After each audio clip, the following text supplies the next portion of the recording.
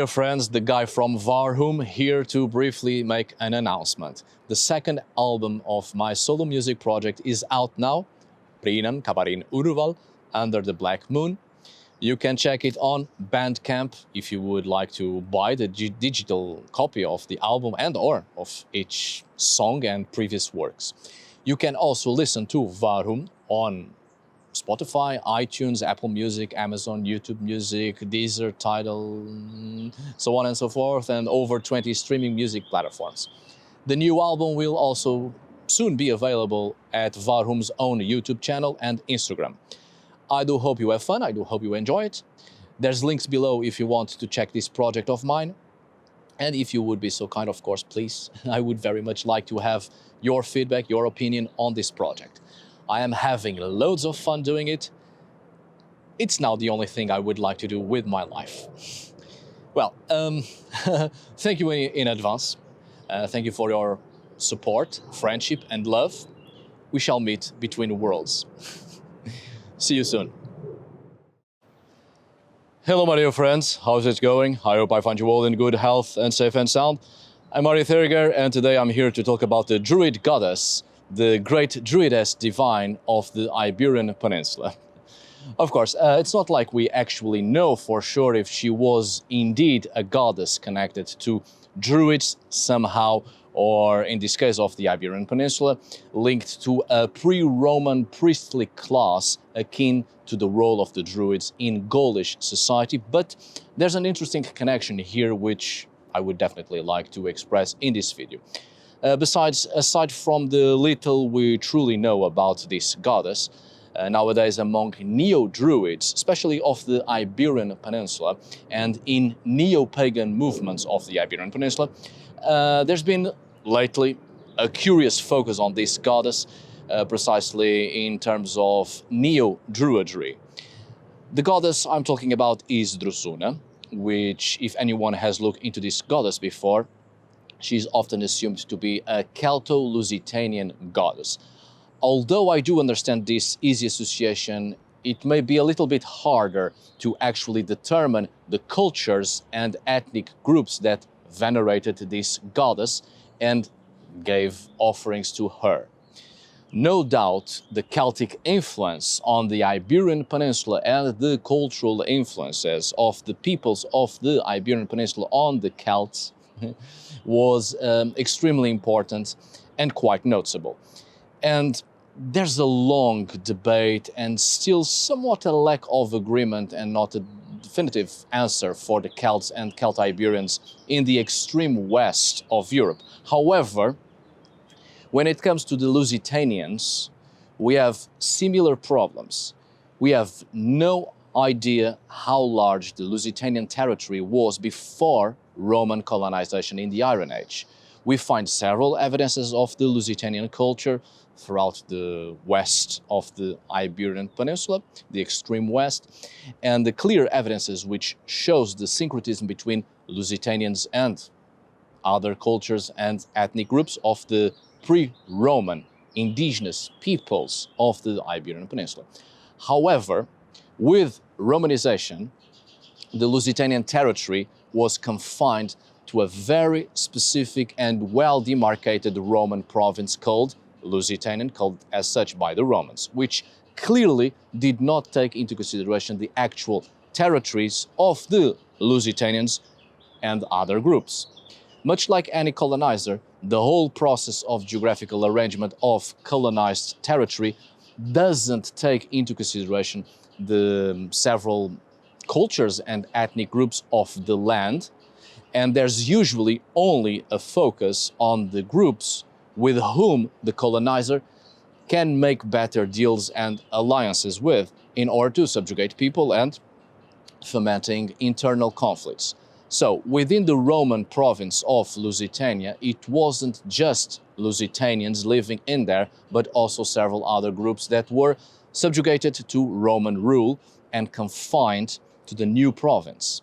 This is one of the reasons why it is extremely difficult to form concrete pantheons of pre-Roman deities of the Iberian Peninsula, because it's not just the tremendous amount of deities across the Iberian Peninsula, over 5,000 deities within the periods of the Bronze Age and the Iron Age alone, but Romanization had a huge impact on the indigenous cultures of the peninsula, reducing several deities of several different peoples into one or two deities venerated by all within a confined territory defined by the Romans. So, saying that Drusuna is a Celtic Lusitanian goddess isn't wrong, but giving the very localized evidences of this goddess and not one we see in many other contexts of, let's say, pan-Lusitanian and pan-Celtic nature, I would say that the Drusuna may have been a goddess of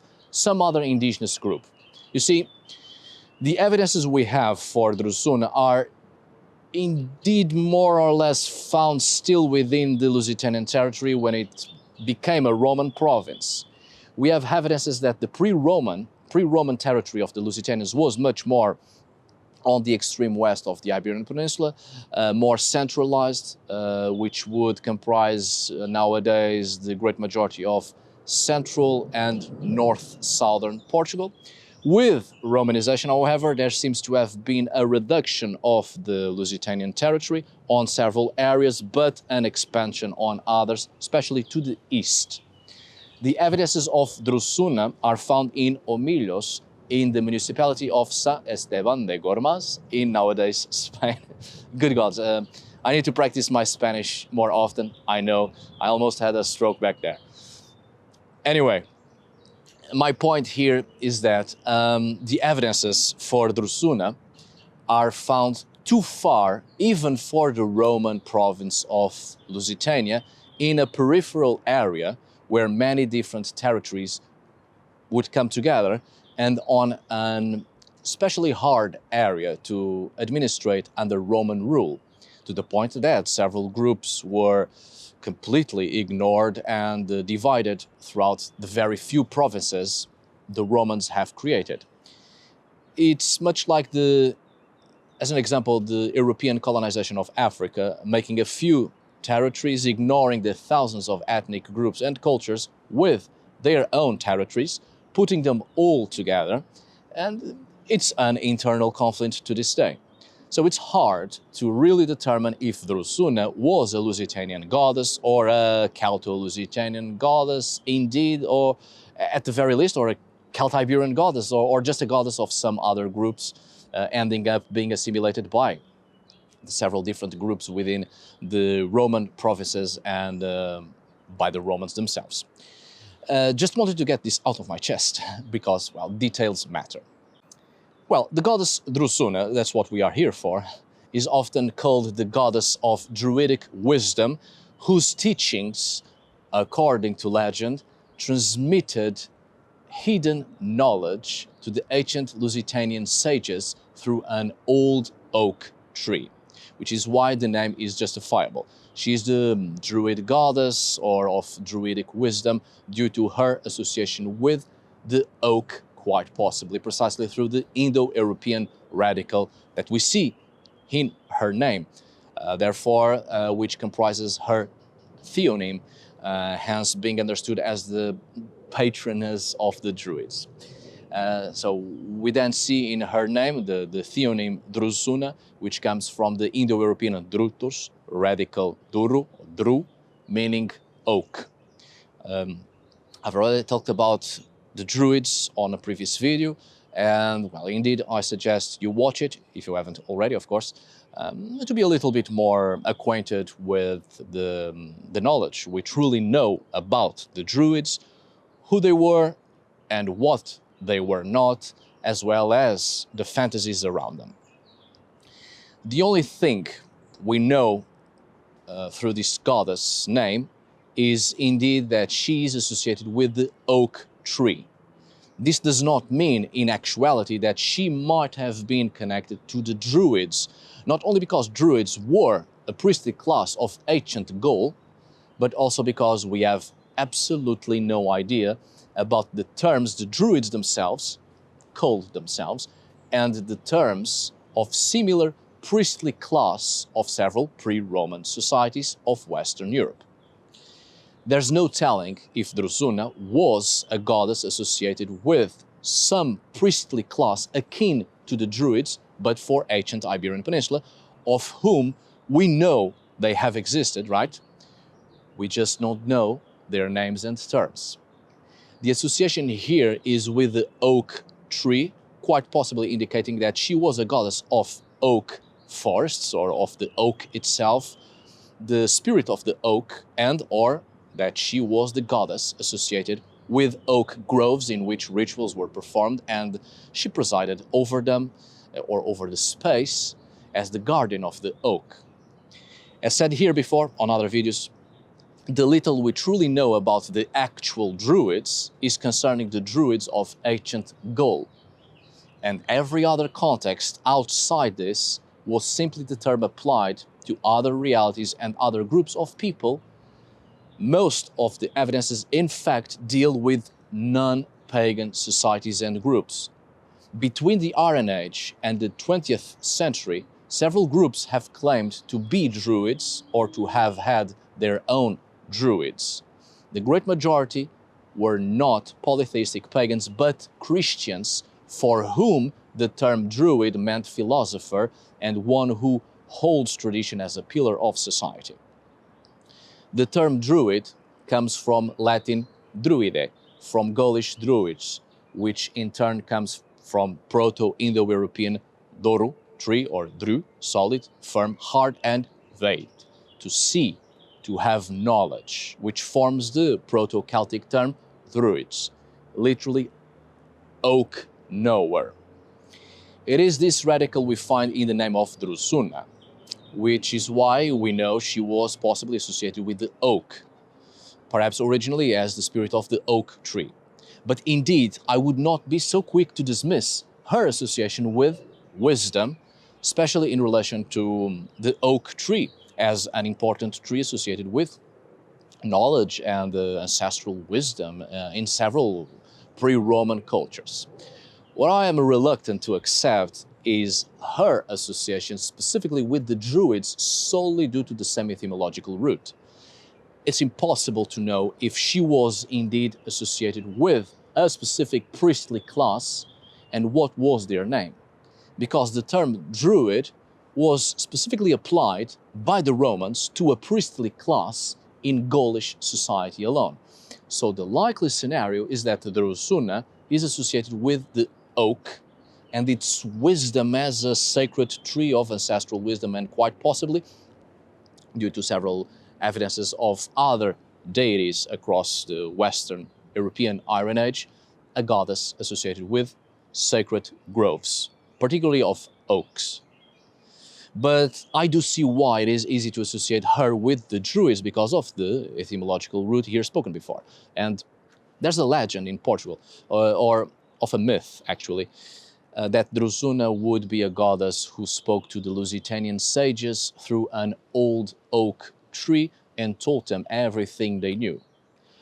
Although it is difficult to determine the origins of this myth and when it was actually created, if it truly is evidence, an evidence that it is an idea that has endured in popular memory, then it is indeed possible that she was a goddess associated with the Druids, for a lack of a better term, but better still the sages among the Lusitanians, even though evidences of this goddess are quite far from the extreme west of the peninsula. In any case, the association with oak forests may be an indication of a place of worship, cult, rite, ritual, as we see with many other Iron Age gods in Western Europe. I don't agree when people say that she was venerated by the Druids specifically, especially the idea that she isn't well known and there's few inscriptions on her because she was only worshipped by the Druids, so a secret society. No, not likely, not at all. The likely scenario has already been expressed, and it's likely that she was a goddess of some cultures or indigenous groups that did not have a great evidential presence under Roman rulership, and so the knowledge of this goddess was widely lost due to Roman colonization. Hence the evidences being quite localized, probably as a goddess which survived for a time through the Romanized people that didn't have large territory and they were muffled by the new Roman geographical provincial administration. But of course, she being associated with Neo-Druids and Neo-Druidry, I see no problem with that when it comes to Neo-Pagan and Neo-Druid groups, because in questions of spirituality and religion, it has always been about syncretism and what is more meaningful to each person and their own beliefs. Nowadays, she's a Druid goddess and associated with Druidic knowledge, especially in Portugal, actually. She's considered a patron goddess of Druidic practice, and some neo-pagan interpretations consider her as a goddess of green magic, but originally she may have been what I've expressed previously. Anyway, as said previously, the theonym was found in two inscriptions in San Esteban de Gormaz, Soria, nowadays Spain. She is therefore a deity associated with the earth, with trees, with rites performed in forests. The lady of the essence of the oak, the essence of life and wisdom, so to speak. Although these days she's actually more venerated in Portugal, curiously, than she is in Spain. And this is also due to an important, unfortunately, disastrous activity in relation to the native flora of Portugal, which is mainly composed by several types of oaks, which since the late 19th century and to this day, the native forests have been destroyed to plant non-autochthonous species, which is the eucalyptus, which has had terrible consequences on the native fauna and flora, on the soils, and on the lives of several species, including us humans. So, in such times, such a goddess is indeed needed, as she is becoming a symbol of our native forests. The Spanish don't need her that much as we do here in Portugal, because the Spanish know how to preserve their own environment. Wait, give me a moment, please. We have a special guest. It's a snake. Então, a voz serpente, o que estás aqui a fazer? És a mesma serpente do outro dia, ou não? She's acknowledging me. She's looking at me. Foi. O que é que estás aqui a fazer? Estás a passear? Vai lá a tua vida. Se não me mordeste no outro dia, também não me mordes hoje. Pisga-te. I don't remember what I was saying. No one cares at this point. I certainly don't. I've made a new friend. There she goes. Anyway, let's get into some details concerning the evidences for this deity. In Omillos, as I said, currently part of the municipality of San Esteban de Gormaz in Spain, close to the hermitage dedicated to San Hipólito, two limestone altars were discovered with inscriptions from the Roman era, dedicated by individuals from two different families that allude to the same deity whose name has Celtic roots. These inscriptions are quite late in terms of the Romanization of the Iberian Peninsula, as most likely due to the way they were written. They are dated around the 2nd century of the Common Era, perhaps at the latest in the 3rd century. Very difficult to understand the inscriptions due to the state of conservation, unfortunately. I had a lot of difficulty even comparing with inscriptions from more or less the same time period and from other contexts, of course, that are on display at the National Museum of Archaeology in Lisbon, Portugal. But based on the epigraphic evidences, the important thing here is that it is observed that the name of the deity occupies a prominent position on the altar, followed by the name of the dedicators and their affiliation. So, at first reading, you could read what I'm going to put on the screen here somewhere for a better understanding, translating directly from Latin to English. Sorry, actually from Latin to Portuguese, from Portuguese to English. But we have a problem here because the 4th letter of the deity's name, which appears to be a B, the B letter, therefore the theonym would be Druna, probably. But there it is. This altar is quite damaged, and the name of the father of the person who is dedicating this altar to the deity is also not very legible. There is another altar that we also, in a way, understand that, like other altars erected as a form of gratitude to the divinity, they present more or less the same scheme, and we once again have the name of the divinity. We see here that the name of the deity is abbreviated, assuming that it alludes probably to the same name as the previous altar, in addition to the fact that both the name of the dedicant's father, Lesus, and the name of the dedicator, Atto, are of indigenous origin and therefore Celto-Iberian, precisely in a border zone between Celts and Iberians, well, giving rise to the Celto-Iberians.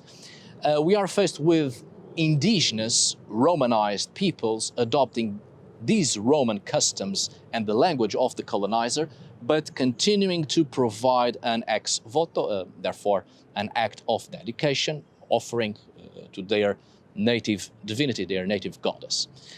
Another problem we have here is the fact that these altars were moved and were not found precisely in their place of origin, which makes it difficult for us to understand in which area the people who worshipped this deity actually were from. It is not known what the original location of both pieces might have been, possibly in a small rural pagan sanctuary where the cremation rituals of offerings to the deity would be carried out. Given the name of the deity, it would certainly be worshipped by native peoples who spoke a Celtic language, and most likely in a peripheral religious context where some native customs were somewhat maintained. In the sources I've researched, there is another theonym, Drusuna, which was found in a dedication from Segovia, Cuenca, Spain again, although which creates a parallel with this deity here. It is quite possible that it is the name. It is the name of the same deity. It is the same deity pronounced in different ways depending on the dialect of the peripheral area, with influences both Celtic and Iberian, perhaps even Lusitanian. Who knows? Mind you, that both Celtic and Lusitanian languages and dialects have Indo-European origins, but Iberian does not, which makes it a little bit difficult to really understand the full meaning of the deity's name.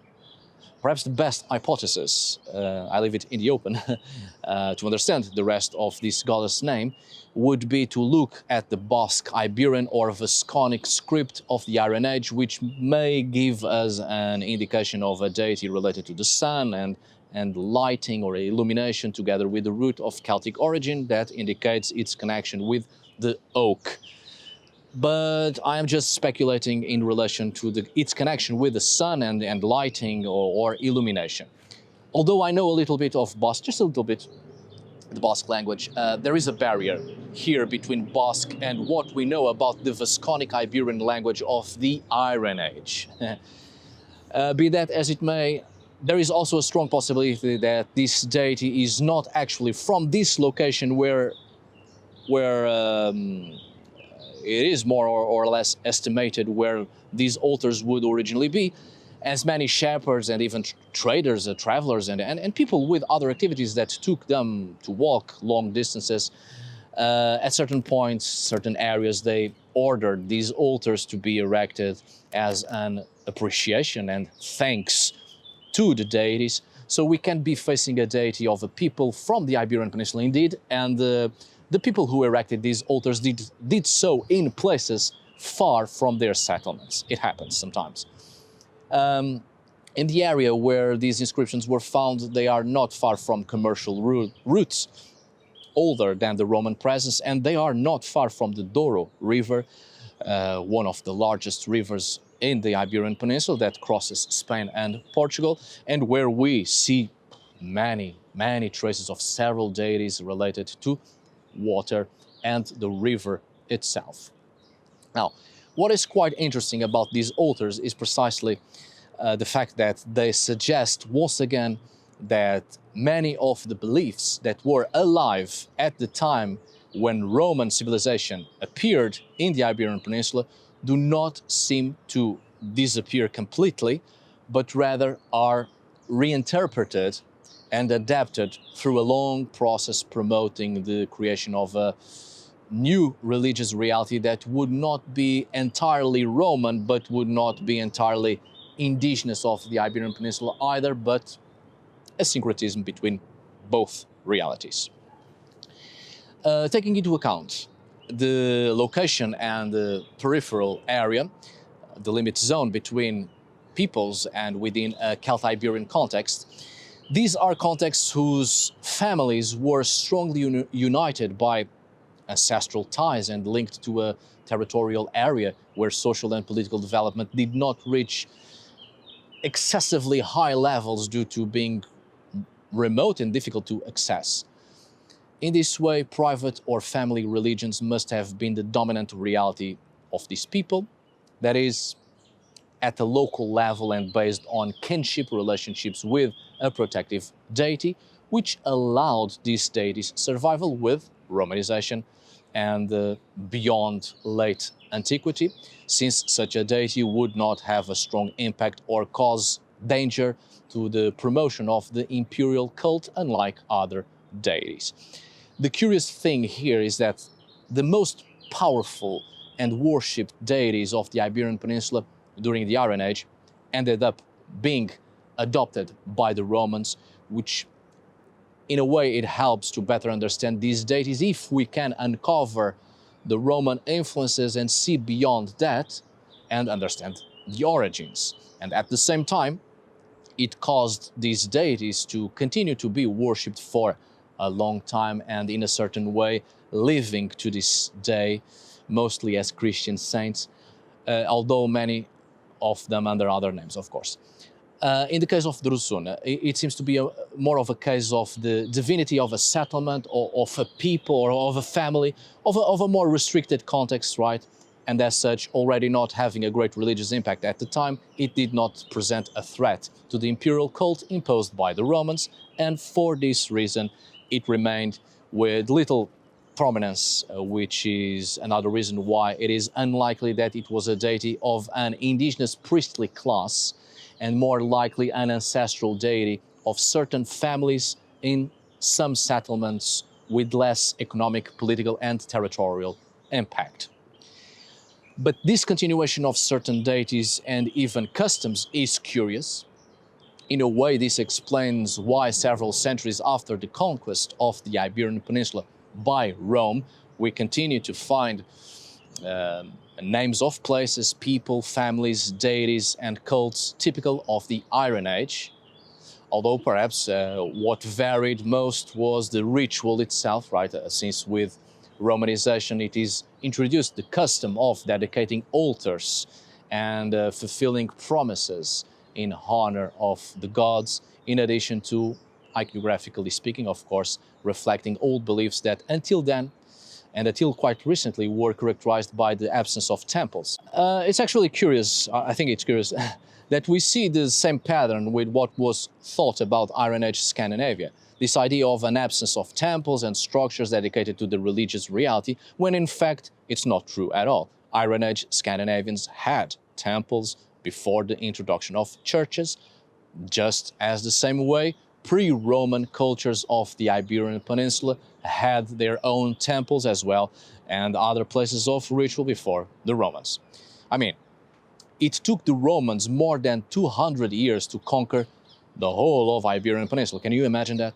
And it was quite difficult to impose their customs, especially in the areas of, in the areas of Celto-Iberian, Lusitanian, and the areas occupied by the Vatans and the Galicians as well, which are more mountainous areas and also have large forests and more difficult climates and terrains. And it is also for this reason that it is there in these territories, in these geographical realities, that we see to this day a more clear presence of the ancestral heritage of the pre-Roman peninsular indigenous peoples.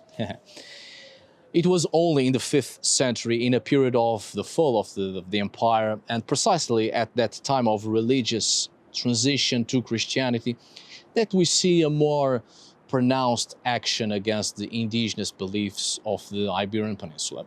Of course, obviously, after the fall of the first Germanic kingdoms of the early Middle Ages, which took place in the Iberian Peninsula, precisely in the extreme west of the Iberian Peninsula, And with the Islamic occupation, both Christians and Muslims would persecute the pagans, and then with the reconquest of the territories from the Muslims, new political military identities were formed with a strong or a stronger Christian religious character that continues to persecute the pagans. But, however, the more remote and isolated areas still managed to maintain some ancestral customs that are always important to maintain a sense of identity that is even more animistic, which, in my view, of course, is important. But that's another matter.